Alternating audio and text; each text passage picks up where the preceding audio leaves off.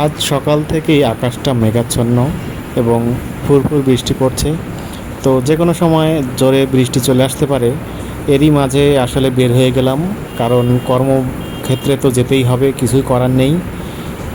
এখন বৃষ্টির সময় চলছে, তো এই সময় আসলে সকলেই আমরা রেইনকোট, ছাতা সাথেই রাখি।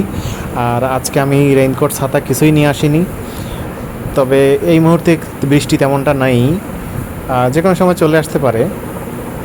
তো বন্ধুরা, আসলে বর্ষার সময় কিন্তু ছাতা বা রেইনকোট হাতে রাখা অবশ্যই উচিত। তোমরা যে যেভাবেই বেরো না কেন, কেউ বাইকে, কেউ বাসে, কেউ বা সিএনজি রিক্সাতে, অবশ্যই বর্ষার বৃষ্টি থেকে নিজেকে সুরক্ষা করার জন্য অবশ্যই ছাতা বা রেইনকোট নিয়ে বেরোও।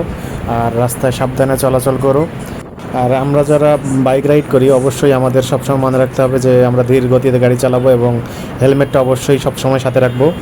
তো বন্ধুরা, সবাই ভালো থেকো। আবার দেখা হবে অন্য কোনো ভিডিওতে। আজকে এই পর্যন্ত। আল্লাহ হাফেজ।